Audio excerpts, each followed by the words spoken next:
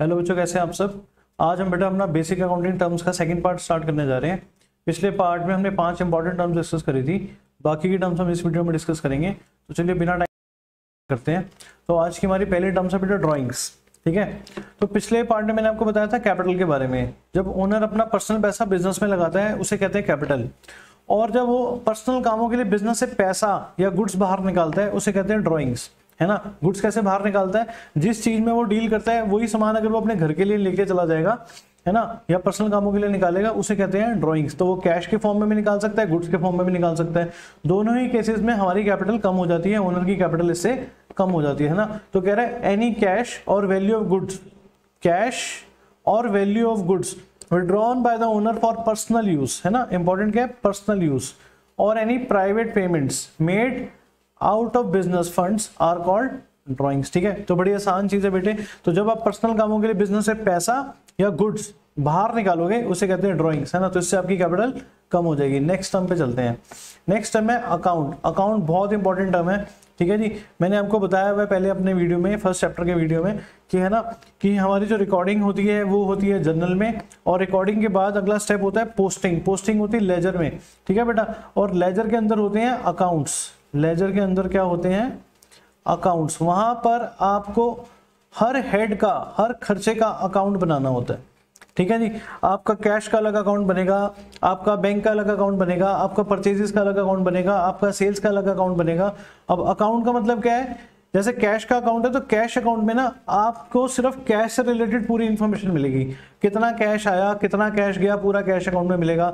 आपके जितने भी कस्टमर्स हैं आपको हर एक का अलग अकाउंट बनाना पड़ेगा। आप बैंक जाते हो ना, आपका हर एक का अलग अकाउंट होता है, आपका अलग अकाउंट होगा, आपके दोस्त का अलग अकाउंट होगा। आपके अकाउंट में सिर्फ आपकी इन्फॉर्मेशन रिकॉर्ड होगी, पर आपके दोस्त के अकाउंट में सिर्फ उसकी इन्फॉर्मेशन रिकॉर्ड होगी, है ना। आप अपने अकाउंट में पैसा जमा करोगे तो वहां नहीं बढ़ेगा, वो अपने अकाउंट में जमा करेगा तो आपके अकाउंट में नहीं बढ़ेगा, है ना। तो मेरे जितने भी कस्टमर्स हैं, मेरे अगर 500 कस्टमर्स हैं, मुझे 500 कस्टमर्स का अलग अकाउंट बनाना पड़ेगा। हर एक के अकाउंट में उसकी पूरी डिटेल मिल जाएगी। मेरे जितने तरह के खर्चे हैं, है ना, मैं रेंट पे करता हूँ, मैं सैलरी पे करता हूँ, मैं डेप्रिसिएशन चार्ज करता हूँ, मैं, है ना, इलेक्ट्रिसिटी का बिल पे करता हूँ, हम गाड़ियों में पेट्रोल डलवाते हैं, मुझे हर खर्चे का अलग अकाउंट बनाना पड़ेगा। ठीक है बेटे, अकाउंट बनता कैसे है वो जरा देखते हैं, है ना। अकाउंट जो है ना वो टी शेप में बनता है। पूरा फॉर्मेट इसका हम आगे करेंगे, पर बेसिक क्या है कि टी शेप में अकाउंट बनता है, कहते भी है टी शेप अकाउंट, ठीक है जी। तो ये जो लेफ्ट हैंड साइड होती है ना अकाउंट की, left hand side of account, इसको कहते हैं डेबिट साइड, ठीक है बेटा। लेफ्ट हैंड साइड हमेशा डेबिट साइड रहेगी।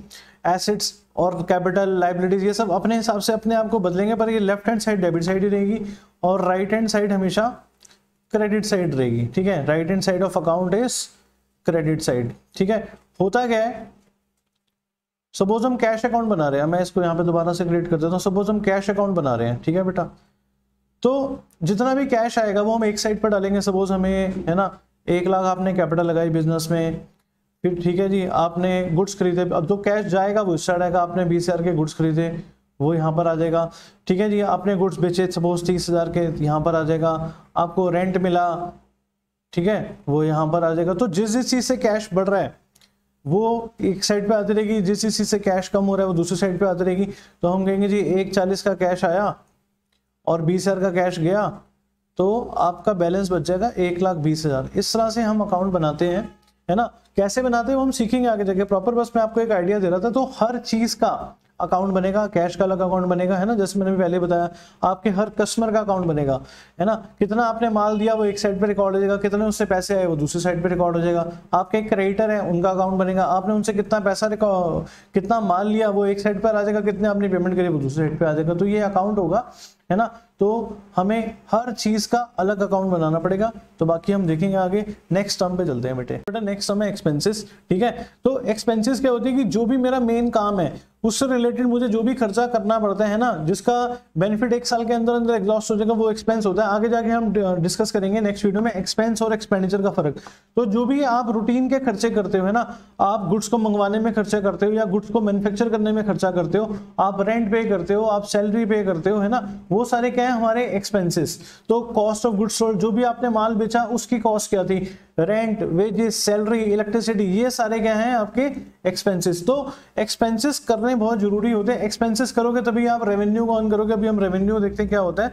तो जो भी हमारा साल का खर्चा होता है ना, रूटीन के कामों में, वो होते हैं हमारे एक्सपेंसेस। आगे जाके हम देखेंगे कुछ ऐसे खर्चे होते हैं जो लॉन्ग टर्म कामों के लिए खर्चा होता है, तो वो एक्सपेंडिचर में हम पढ़ेंगे यहाँ पे। तो जो हमारा रूटीन के कामों में खर्चा होता है, जिस खर्चे का बेनिफिट एक साल के अंदर जो हमारा अकाउंटिंग पीरियड होता है उसके अंदर एग्जॉस्ट हुए थे, उसको कहते हैं एक्सपेंस, है ना। तो जितने भी हमारे खर्चे होते हैं उसको हम कंपेयर करते हैं कि हमारा रेवेन्यू कितना हुआ, तो हमारा प्रॉफिट निकलता है। अभी हम बात करते हैं रेवेन्यू की। तो एक्सपेंस क्या होता है, expense is the cost incurred in producing.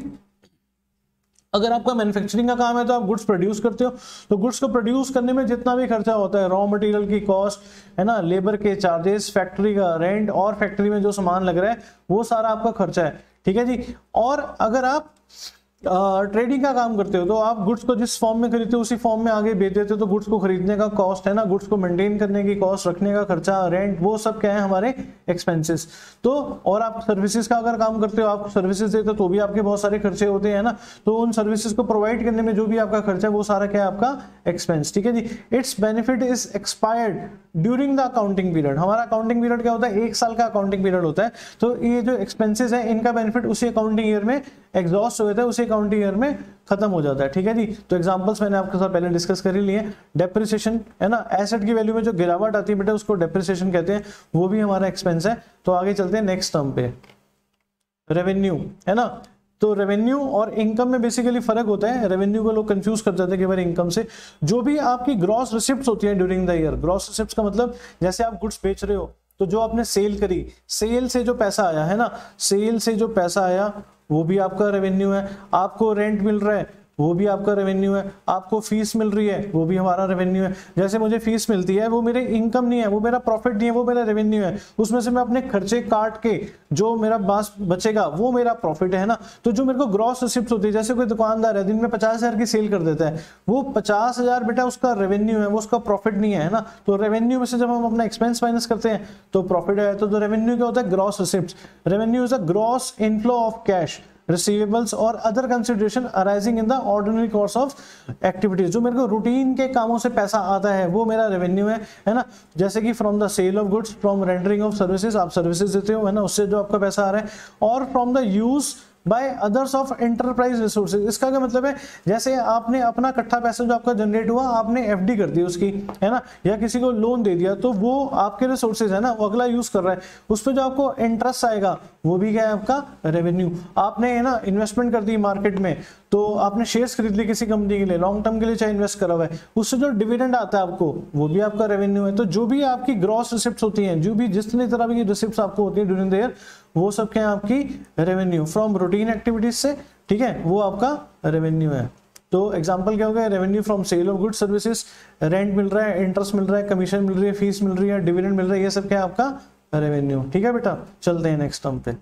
तो नेक्स्ट टर्म है हमारी प्रॉफिट। मैंने आपको बताया अभी, है ना, जब आप तो आपके टोटल रेवेन्यूज जितने भी आपके रेवेन्यू है साल के दौरान, उसमें से आप अपने टोटल एक्सपेंसेस माइनस कर दोगे तो बेटा प्रॉफिट आ जाएगा, है ना। क्योंकि रेवेन्यू प्रॉफिट नहीं है, रेवेन्यू में से जब मैं अपने खर्चे माइनस करूंगा तो प्रॉफिट आ जाएगा। तो हर एक का मेन इंटरेस्ट क्या होता है जानने में, जब हम काम कर रहे हैं तो हमारा मेन, है ना, हमारी थॉट प्रोसेस क्या होता है कि हमें एंड में पता चलना चाहिए कि हमें प्रॉफिट्स हो रहे हैं या लॉसेज हो रहे हैं। तो कैसे निकालूंगा प्रॉफिट्स, अपने रेवेन्यू में से जितना भी मेरे को टोटल रेवेन्यू है पूरे साल में से, उसमें से जब मैं अपने एक्सपेंसेस, टोटल एक्सपेंसेस माइनस कर दूंगा तो मेरा प्रॉफिट आ जाएगा, ठीक है। सिंपल चीजें बेटे, इनको बार बार सुनो, आप 2-3 बार सुनोगे तो आपको पक्का, है ना, माइंड में फिक्स होती जाएंगी ये। तो चलते हैं आगे। अब नेक्स्ट टर्म है गेन, ठीक है। प्रॉफिट वर्ड यूज होता है जो आपको रूटीन के कामों से आपको जो पैसा जनरेट हो रहा है ना, जो रूटीन के कामों से आप कमा रहे हो उसके लिए वर्ड यूज होता है प्रॉफिट। गेन वर्ड यूज होता है जो आपकी इररेगुलर नॉन रेकरिंग एक्टिविटी से जो आपको फायदा हो रहा है वो होता है गेन। जैसे आपने कोई एसेट बेच दिया, आपने कोई फिक्स एसेट बेच दिया, फिक्स एसेट बेटा आप रोज रोज तो बेचते नहीं हो, रूटीन का तो आपके आइटम है नहीं, तो उससे जो आपका खर्चा हो रहा है वो किस कैटेगरी में आएगा, वो उसको क्या कहते हैं हम, गेन। तो प्रॉफिट और गेन में थोड़ा सा ये फर्क है, जो आपकी रूटीन की चीजों में आपकी कमाई होती है उसे प्रॉफिट कहते हैं, जो इररेगुलर नॉन रेकरिंग चीजों से आपकी कमाई होती है उसे क्या कहते हैं हम, गेन। तो gain is increase in owners equity, क्योंकि गेन से फायदा तो हो रहा है, हमारी कैपिटल तो बढ़ेगी, resulting from transactions other than the day to day transaction, जो हमारे रूटीन की ट्रांजेक्शन्स के अलावा जो हमारी ट्रांजेक्शन्स हैं उससे जो हमें फायदा हो रहा है वो होता है गेन, है ना, किससे, इरेगुलर और non recurring nature. Non recurring मतलब जो कभी कभी होती है, जैसे gain on sale of land, gain on sale of machinery, gain on sale of investment, so उसके लिए वर्ड यूज होता है गेन। अब नेक्स्ट टर्म है बेटा लॉस। लॉस एक ब्रॉड टर्म है ना, हर चीज के, हर तरह के घाटे के लिए लॉस वर्ड यूज होता है, तो इसलिए ब्रॉड टर्म है। मैंने भी आपको बताया था रेवेन्यू में से आप एक्सपेंसेस को माइनस कर दो तो क्या आ जाता है आपके पास, प्रॉफिट, है ना। रेवेन्यू में से एक्सपेंस को माइनस कर दो बेटा तो आपके पास हो जाता है प्रॉफिट, ठीक है। तो सपोज आपका 10 लाख का रेवेन्यू था और आपके एक्सपेंसेस थे 7 लाख के, तो 3 लाख का प्रॉफिट हो गया ना आपको। पर बेटे अगर एक्सपेंसेस ज्यादा हो गए, है ना, आपका रेवेन्यू था 10 लाख का और एक्सपेंस हो गया 12 लाख का, तो बेटे आपको प्रॉफिट थोड़ी होगा, तो होगा लॉस। तो लॉस कैसे हो सकता है, एक तो कि आपके एक्सपेंसेस अगर रेवेन्यू से ज्यादा हो जाए तो हो गया लॉस।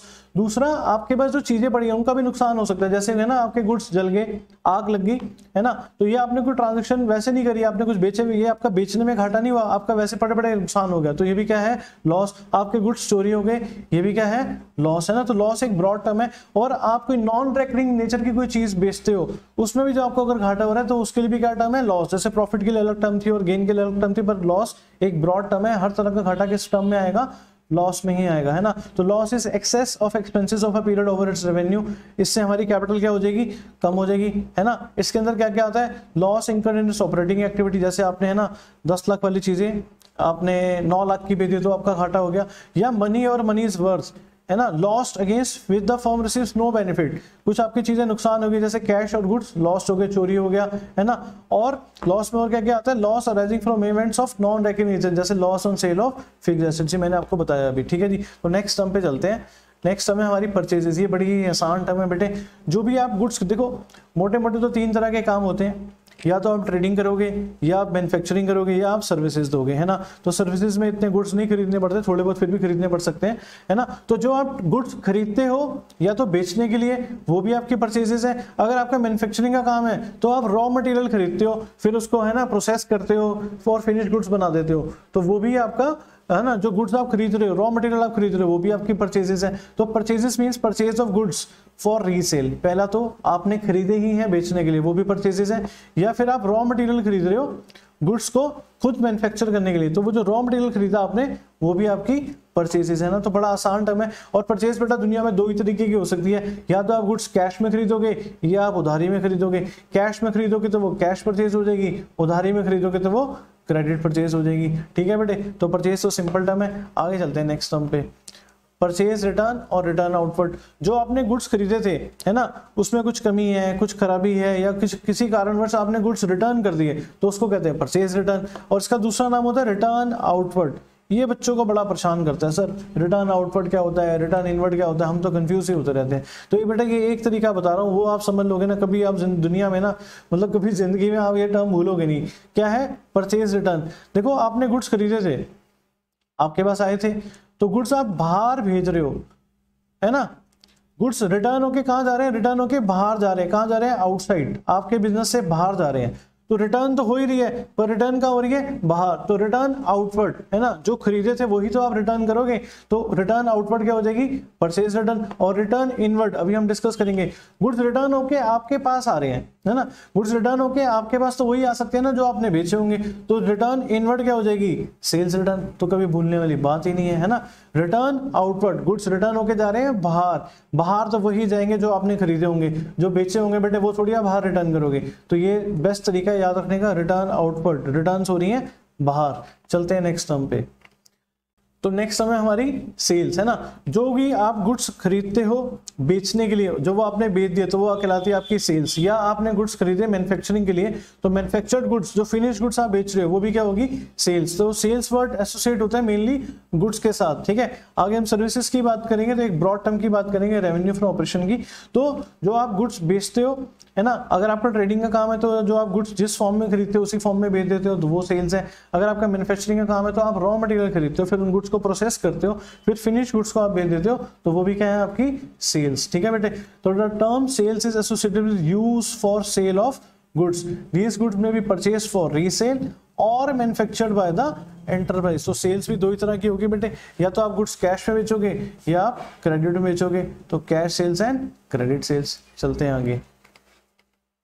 अभी मैंने बताया जब हमने परचेज रिटर्न समझा था तभी हमने सेल्स रिटर्न समझ लिया था।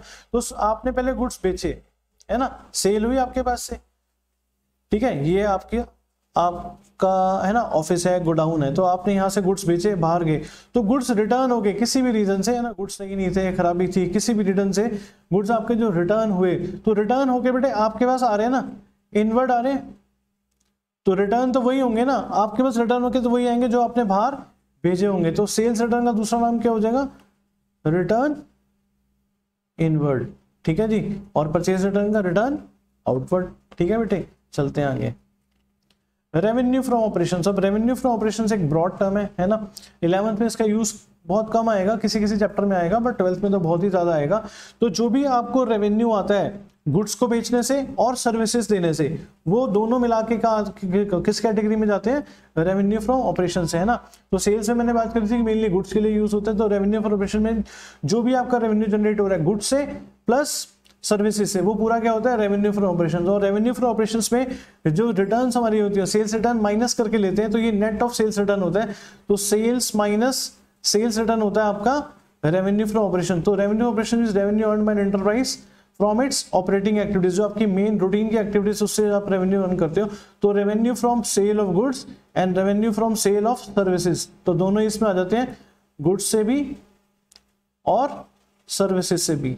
तो इनसे जो आता है वो होता है हमारा रेवेन्यू फ्रॉम ऑपरेशंस। और रेवेन्यू फ्रॉम ऑपरेशंस जब गिवन होता है तो उसमें है ना सेल्स रिटर्न ऑलरेडी माइनस हुई होती है, तो this is net of sales return. ये बात ध्यान देने वाली है, ठीक है बेटे। तो ये यहाँ पर हम ये वाला वीडियो खत्म करते हैं, नेक्स्ट वीडियो में फिर हम और टर्म्स लेकर आएंगे। तो बेटे आज के लिए इतना ही, ठीक है। इनको अच्छे से देखो बेटे, मैं तो ये सलाह देता हूँ अपने स्टूडेंट्स को भी 2 बार आप वीडियो देखा करो।